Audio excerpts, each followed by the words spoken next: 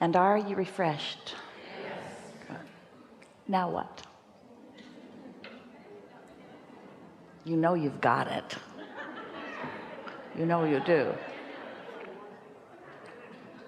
Take it easy. Right here. Hello. Yeah. I was beginning to wonder if this was going to happen. This is my third Abraham-Hicks workshop, and it's my third time in the hot seat.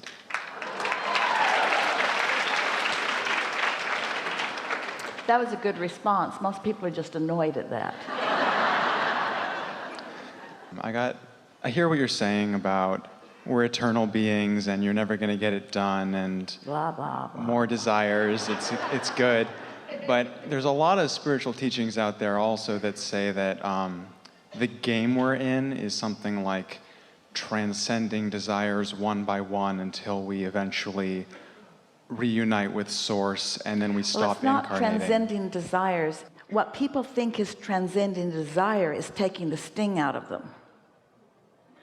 The reason that there are teachers that teach you that it's not a good idea to want something is because if you desire it and you don't believe it, then there's a tension within you that isn't good for you. And so by releasing the resistance, that tension goes away.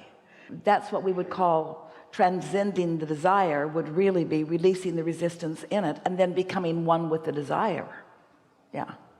But is this world an open sandbox of creation that we're going to be playing in forever, or yes. is there a or yes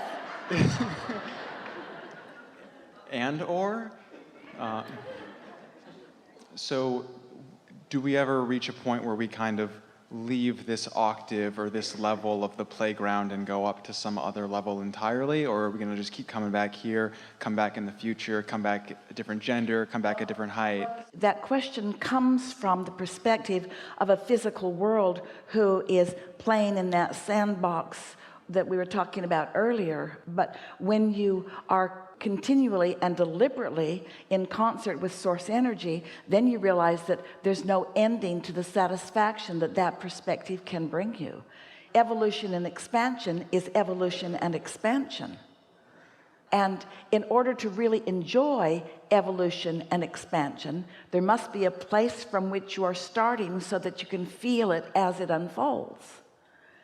And so it will never be like you jump into another place. There will always be the continuity from where you are into what you're reaching forward into.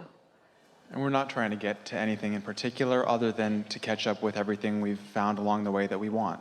It isn't quite like that either. It's that you enjoy this leading edge experience, inspiring you to the awareness that there can be more, and then to the specifics of the more that you are choosing, and then the allowing of that more that you've chosen coming into your experience is the epitome of what satisfaction is. And so as an eternal joyous creator, that's what you want. You're not here to fix a broken world, because there's no part of you from the non-physical perspective that sees this world as broken. You are a creator reaching for more ingredients with which to create more satisfying things. And a lot of humans can't hear that, because you need a dragon to slay. You need a problem to solve in this moment of misunderstanding to feel like you're justified in being here. It takes quite a bit of exposure to what we know to be, to accept your right now complete, no need to justify it, worthiness.